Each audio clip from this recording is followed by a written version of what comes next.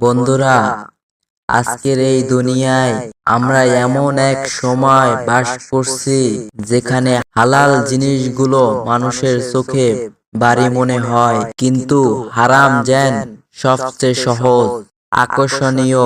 তুমি দেখবে কেউ একজন আল্লাহর রহমতে সুন্দর একটা সংসার পেয়েছে, একটা পবিত্র ভালোবাসা, একটা বিশ্বস্ত সঙ্গী, একটা নিরাপদ আশ্রয় পেয়েছে, কিন্তু তবুও তার চোখ চলে যায় অন্যের দিকে, তার মন ছুটে যায় হারামের পথে।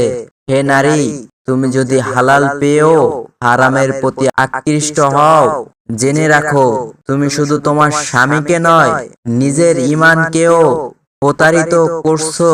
তুমি ভুলে যাচ্ছ তোমার প্রতিটি লজ্জা, তোমার প্রতিটি পর্দা আল্লাহর একটি বিশেষ নিয়ামত।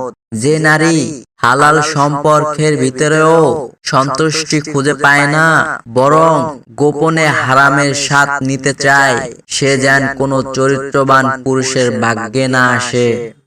কারণ চরিত্রবান পুরুষের সঙ্গিনী হতে পারে শুধু সেই নারী যে নিজের সৌন্দর্য নয়, নিজের তাকওয়া নিয়ে গর্ব করে।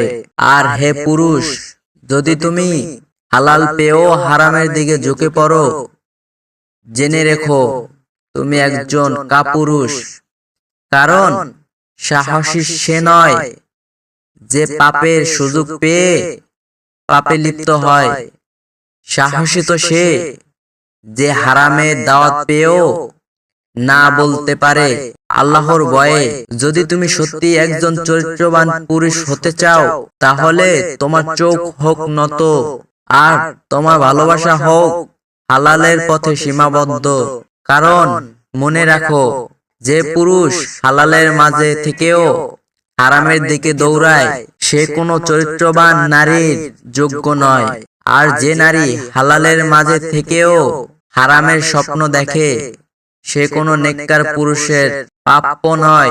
আল্লাহ তাআলা কোরআনে বলেছেন, পবিত্র পুরুষ পবিত্র নারীদের জন্য, আর পবিত্র নারী পবিত্র পুরুষদের জন্য। তাহলে আমরা হারামের পিছনে দৌড়াবো কেন? আমাদের ভিতরের পবিত্র হৃদয়কে আকর্ষণের জালে বন্দী করব এই দুনিয়ার সামান্য আনন্দের জন্য কেন আমরা আখিরাতের শান্তি নষ্ট করব? হে মানুষ, আল্লাহর দেওয়া হালালের বরকত আছে, হারামে শুধু ক্ষতি, লজ্জা আর আফসোস। তুমি যদি সত্যি সুখ চাও, তাহলে হারাম থেকে মুখ ফিরিয়ে নাও। কারণ হারাম তোমাকে সাময়িক হাসি দেবে, কিন্তু চিরকালীন কান্না রেখে যাবে। আল্লাহ তাআলা আমাদের সেই শান্তি দিন যাতে আমরা হালালে সন্তুষ্ট থাকতে পারি, হারামের দিকে ঝুঁক না রাখি, আর আমাদের হৃদয় সব সময় পবিত্র থাকে।